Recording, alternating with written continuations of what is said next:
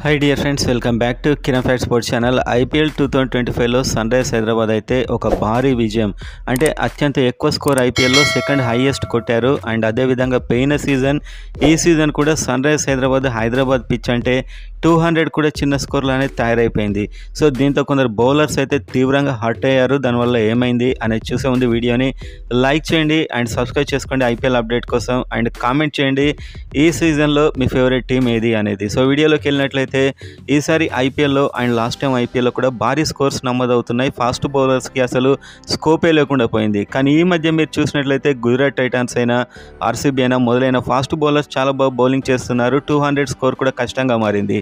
దీని వెనుక Rabada and Shardul Thakur మొదలైన వారు చేసినటువంటి కామెంట్స్, వాళ్ళు చేసినటువంటి ఆ విజ్ఞప్తులు ఏవైతే ఉన్నాయో మాకు కూడా కాస్త ఛాన్స్ ఇవ్వండి, ఇలానే బ్యాటింగ్ వికెట్స్ తయారు చేస్తే ఇది క్రికెట్ అనరు, దీన్ని బ్యాటింగ్ అంటారు అని చెప్పి వాళ్ళ తీవ్ర ఆవేదన అయితే వాళ్ళు బీసీసీఐకి చెప్పడం జరిగింది.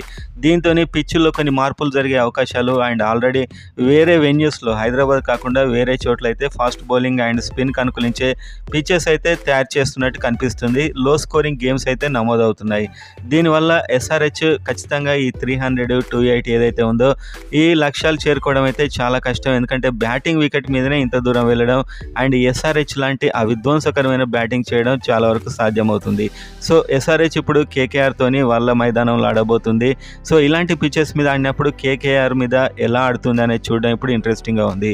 సో పోను ఈ వికెట్స్ అయితే కాస్త బౌలింగ్కు కూడా అనుకూలంగా మారబోతున్నట్టు న్యూస్. అలానే జరిగితే ఎస్ఆర్హెచ్ టైప్ ఆఫ్ బ్యాటింగ్, అంటే వీళ్ళు ఎలాంటి కైండ్ ఆఫ్ బ్యాటింగ్ అయితే చేస్తారో అలాంటి దానికి తీవ్రమైన దెబ్బ తాకే అవకాశం అయితే ఉంది. సో మీకు ఎలాంటి పిచ్ కావాలి, బ్యాటింగ్ వికెటా బౌలింగ్ వికెటా అనేది మీరు కామెంట్ అయితే చేయండి.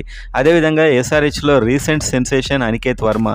సో మనం ఒక వీడియోలో కూడా చెప్పాం ఇతడు ఎస్ఆర్హెచ్కి మరో క్లాసెన్లో ఆడుతున్నాడు అని చెప్పి.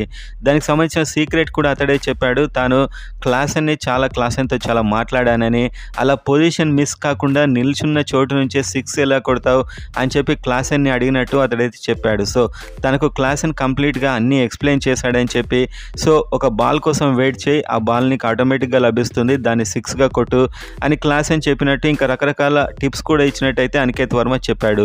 సో మొత్తానికైతే ఇవి అనికేత్ వర్మకి చాలా హెల్ప్ అవుతున్నాయి. అండ్ నేచురల్గానే అనికేత్ వర్మ ఒక బిగ్ హిట్టర్. సో ఇతడు హెన్రిచ్ క్లాసెన్ లాంటి హిట్టింగ్ చేయడంలో సమర్థుడు, అంతకంటే భారీ హిట్టింగ్ కూడా చేస్తున్నాడు ప్రజెంట్గా అయితే. సో క్లాసెన్ రోల్ మోడల్గానే అనికేత్ వర్మ ఈ విధంగా బ్యాటింగ్ చేస్తున్నట్టు మనకైతే స్పష్టం అవుతుంది అతడు ఇచ్చిన ఇంటర్వ్యూని బట్టి.